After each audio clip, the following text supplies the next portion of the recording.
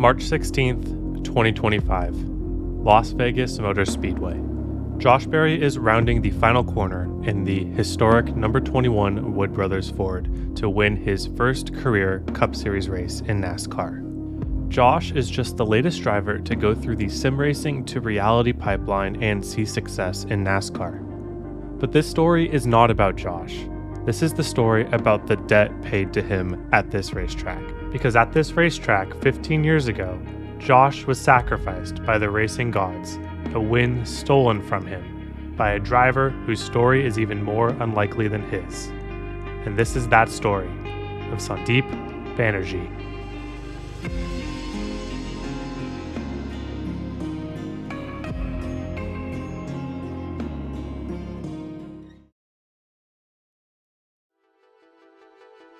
NASCAR is not a sport known for its global interest. Even within America, most of the races are concentrated on the eastern half of the country. The only races run outside of the USA are the occasional race in Canada or Mexico, with exhibition races sometimes held other parts of the world. The one thing that has grown to unite the racing world, though, is sim racing. Through sim racing, curious drivers from around the globe can try out this weird oval left-turning thing. Especially in the last decade, it has become increasingly common to see drivers from around the globe grid up for an oval race. But even with that, the Pro Series is largely an American affair, with only a few international drivers on the grid each year, and most of them being from Canada.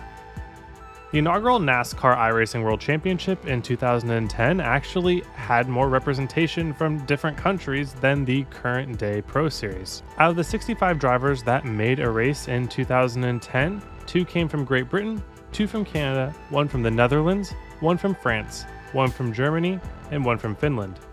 But the last international driver on the 2010 grid was the most unlikely of them all, because he didn't just come from a different country than the rest of the drivers, he came from a different continent. And on the continent that he resided on, there would never be another iRacing Oval Pro ever again to this day. So my name is Sep Banerjee. I've been sim racing for 26 years. I'm from Mumbai, India, formerly, and now I stay in Kolkata. Back in 99, I used to enjoy Need for Speed 2, but then I came across Black Hole Motorsports. It was a very old website from that time period, and I saw all these, very detailed mods and stuff. So that's how I got into sim racing. I found that to be way more interesting than just arcade stuff, and that's it. And then GPL from Papyrus. I mean, that was actually my first Papyrus game. And then soon I tried NASCAR Racing 3. And first online race was back in 2003. There was a league called S-Course. It was a very, very professionally run league. We had everything. We had to submit, we had teams. It's all make-believe. There was no actual money, but it was all you had to submit entry blanks and stuff like that. And you had teams. And in the US, you had obviously DMP, which was iconic. But DMP was a much closed off, whereas S-Course, and for me, geographically, that was better for the timings, because it was impossible for me to run at 3 a.m. at night. Ever since, I've been interested in mostly the Papyrus stuff. I did try Alcor Sim Racing back in 2008. Pretty good. I liked it. It was fun, but then obviously once iRacing came along, there was just no looking back.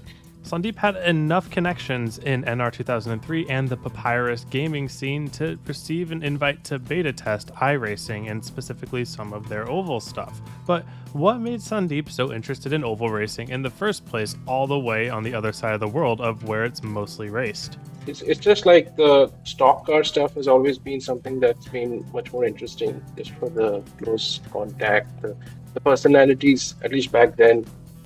And just the overall culture of it, the Robbins racing, all that. In my side of the world, obviously F1 road racing rally is more popular. India doesn't have too much of a racing scene, but whatever it does have is strictly, road racing based or street racing or stuff like that. And, I just never got that interested in those types of series. I appreciate the skill it takes, but I feel like the US stuff, the US racing culture is way more exciting. It's just something that even as a spectator or as a participant. I mean, there's just more intensity. Thank you to SimMotion for sponsoring this video. Ready to build your complete simulator with our custom bundle builder? Save up to 5% when you bundle 2 or more items. Choose from brands like SimMagic, Moza, and many more. Whether you're upgrading or starting fresh, we have everything you need. SimMotion, built for sim racers, powered by passion.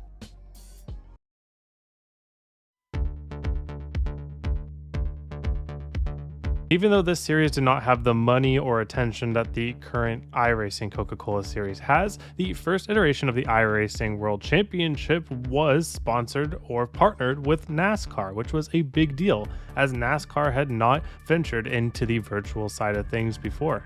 And even though the iRacing NASCAR community was still small, it was going to be a tough challenge to qualify for this pro series.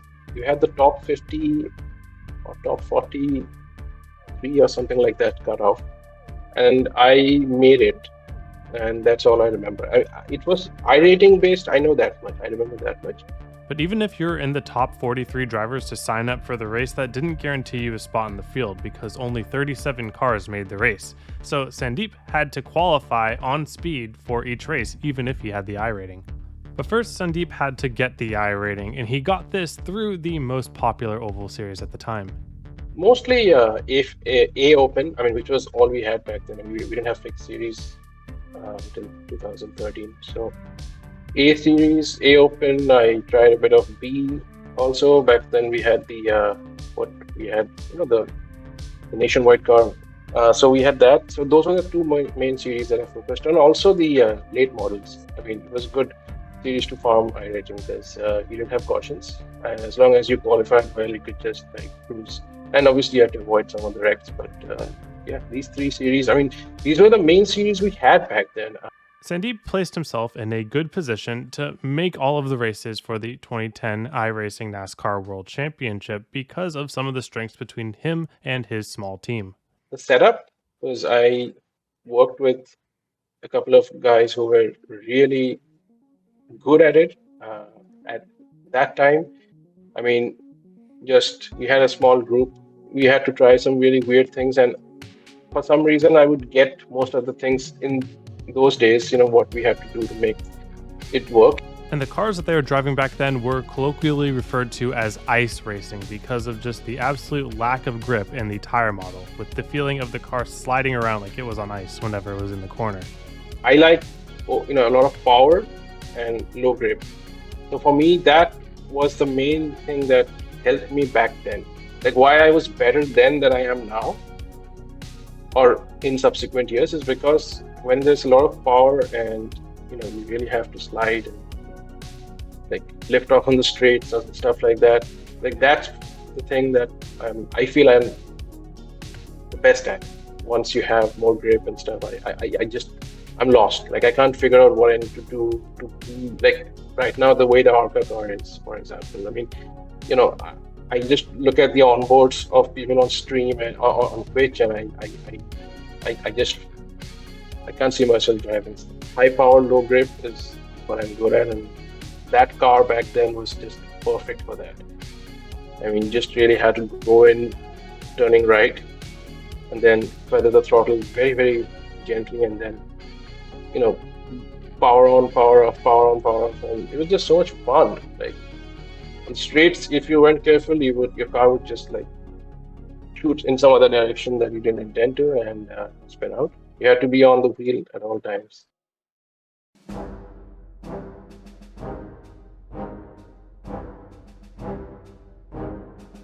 The 2010 iRacing World Championship started off with a bang with one of maybe the most iconic iRacing moments even a decade and a half later. And that was when, in the first race of the season at Daytona International Speedway, Dale Earnhardt Jr. was pushed across the line in first place, winning his first and only iRacing Pro Series race. Sandeep, however, did not fare as well. While he made the show in that first race of the season, he could only finish in 28th. But that did not dampen his spirits at all as he was preparing for the second race of the season at Las Vegas. I mean, that first season, there was a lot of camaraderie and it was not as cutthroat as it is now. I just have, I mean, that's my memory of that first season. It was much more friendly. There was not as much. I don't know. I just feel like that season was the best one. But it became very apparent through testing and racing leading up to the race that Sandeep might have been out of his league when compared to the fastest guys in the series. I'm kind of a glass half full kind of guy in most of life situations, so I never saw myself winning because I knew what the competition was like. But for me, it's always been about just the small victories, like getting a top 10, you know, holding off somebody who I think is better than me, but somehow I made up the difference through sheer will power or whatever, and just on that day doing the right things at the right time. I just wanted to stay in the series, hold on somehow. That's all. While he might not have been the best driver in the field, he was also going to one of the tracks that he considered his best. Las Vegas was hot and slick, especially at the time, with drivers barely being able to keep control of their cars. Vegas back then was extremely loose. I mean, I don't know what it was, but and the way you had to drive the cars, the first COT, like you had to really yaw it out, and the tires they behave like bias plies somewhat, like you could really drive them sideways and they would smoke. So we had it, it was really like even with a good setup, you would be like white knuckling and just somehow holding on, not even looking in your mirrors, just trying to keep it straight. And so there were a lot of crashes. I mean, as expected, like first, I think 50 laps we had. I mean, almost every few laps we'd have cautions, and I got caught up in one of them. I got hit. I managed to keep my front end intact, but somebody hit me from the right rear, and that's what caused the damage. In a scenario like this, on the part of the car that is the most aerodynamically sensitive, you would expect in both real life and in sim racing that your race would be over with this much damage to this part of the car. But something strange happened with Sandeep. I went to the pits a few times to repair it in the subsequent portions, and like at first I was like, okay, this is not bad. I can finish at least, and then I'm just like going into the corner faster and faster, and I could, it's ticking. I'm like, wow, what's happening? Like, that's weird. And then I'm, closing up on names that I normally get lapped by, and I was like, okay, something's happening here. I don't know what, but I need to be careful so I don't spin out or crash. The damage on Sandeep's car was skewing the car out in a way that was giving him more downforce in the corners than the rest of his competition.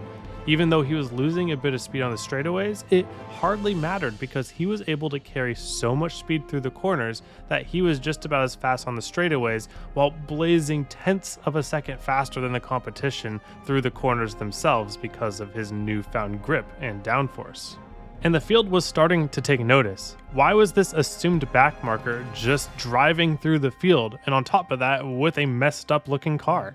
But all the while, Sandeep himself was a little confused and a little overwhelmed at his newfound situation in this race. That was until an unlikely name popped in to help. The future GOAT of iRacing NASCAR, Ray Alfala. And Ray Alfala, like he had wrecked out earlier and he was still in the, somebody had told him, Sandeep's really doing well. And so he hopped back into the server and he was like, crew chiefing me, because back then we didn't have these, you couldn't just crew chief somebody over the mic, you have to text them. So he was like, take your time with him, or, whatever he knew about those guys whom he was racing with, he would tell me like Richard likes to do this. So with the help from Ray Alfala, Sandeep was navigating his way around these slower cars, but it was not a comfortable drive to say the least. And every time I would go into the turns, I had to yaw it like normally you would do this. Right now we do this and then we generate out, right? But back then the way the physics model worked, we had to drive like this in the turns, and in the straight like this, and the turns you would be holding it straight, just somehow keeping it in control. In this case, since I had so much yaw, it was normally we had 4/16 of an inch, and I'm guessing it was much higher than that. So I had to hold it like this on the straights, and on the turns I would be like this. So. And the right rear would be smoking, like a complete smoke screen. People behind would be saying would later tell me there was so much smoke coming out of your right rear. I thought you were gonna spin out. every lap, and but it just somehow kept on trucking. But with plenty of time left to spare, Sandeep saw the last two people he needed to pass in his windshield. Future Cup Series driver Josh Berry and the future iRacing champion Richard Towler. Finally, I made the winning pass, which I unfortunately don't remember who it was. We then looked back to the one video that remained of this pass and found out that it was of Josh Berry. Like after I got by Berry, I just didn't slow down because every time I back off, I make a mistake. End of the race, I was 10 seconds clear of Berry, and I just couldn't believe it. And yeah, that was like at that point, I'm sure I shed a few tears, and I was just like so euphoric with because I knew this was not supposed to happen. It was like Regan Smith winning 2011 7500, or Trevor Bayne winning the Daytona 500. It's just things that shouldn't happen, but you just thank God that it happened, and I'm just so blessed. I mean, it was like after that, even if I never won another race, which I didn't, or even if I had to leave the series, I would go away content that I got it, I got a win, and that's it. I just it wasn't gonna happen any other way, right? I mean, let's be real here. There's just a skill ceiling that some people are just born with. I mean, you can try as hard as you can and get above what you would normally get, but there's just some guys who can just do it. Like you have a Kyle Busch and say Mike Skinner. I mean, there's just a difference. I mean, I knew I wasn't one of those aliens, so I just for me that was it. Like, yeah, I can rest easy now. The reaction in the community was mixed, to say the least. This was supposed to be the first intermediate race in pro oval sim racing history, and what was to show of it was a winner who won because of a glitch in the simulation. Many debates were had over the legitimacy of the win and what it would do to the Pro Series as a whole, while iRacing in their own right did not really distribute the race after its initial broadcast. This led Sandeep himself at the time to not really even want to talk or celebrate the win with anyone else.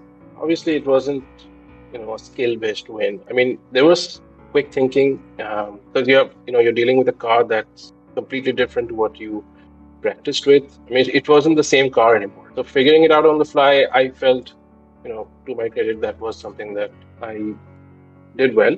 But at the end of the day, it wasn't like, it's not like I outdrove Josh Berry. I just had a better car. I mean, much better car. So that, comments like that would keep coming up in the subsequent weeks. Like every time, it was brought up in forums or Facebook or whatever limited social media we had back then. So that kind of, put me inside a shell, kind of. Like I was not wanting to, because at that point it was kind of like a 50-50. Like some people were like, oh, great, good job. And some people were like, that's a joke. Like iRacing, should take that win away and stuff like that. So that kind of, did demoralize the euphoria a bit. And I knew it was true, some of it, because, that's just the hard-hitting facts.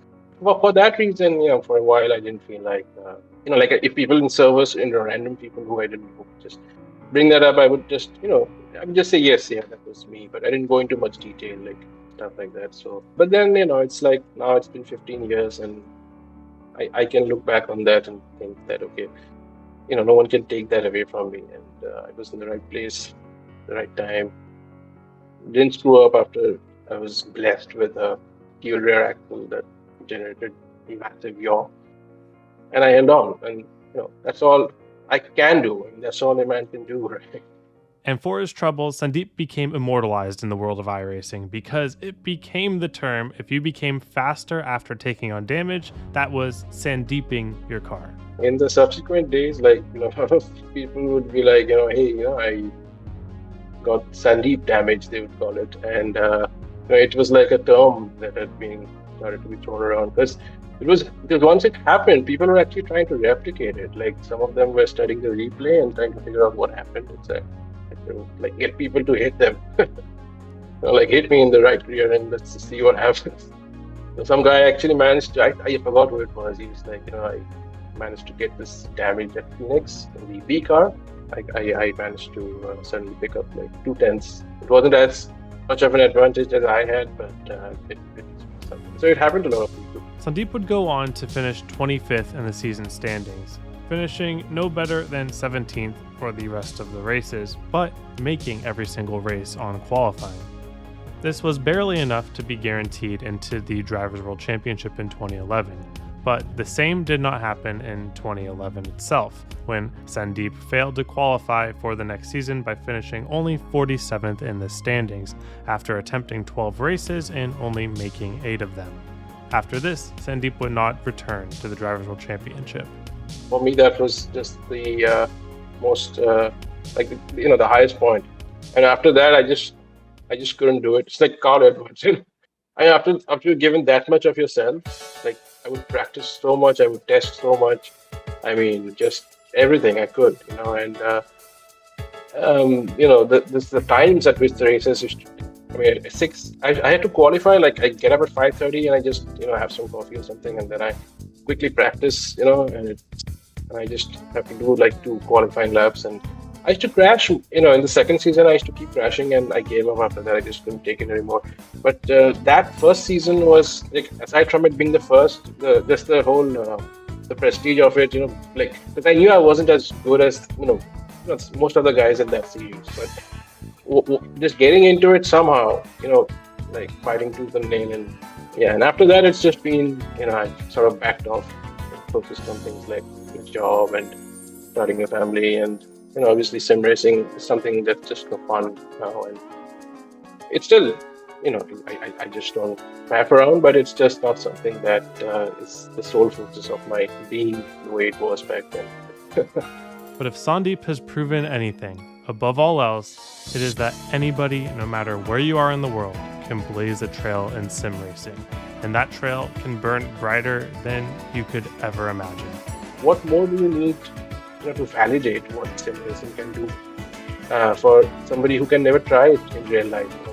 They don't have the money, or like me, they don't live where all the action's happening. So for those people, like, I just hope sim racing reaches them and they get hooked, and we just have more people in this wonderful hobby of ours.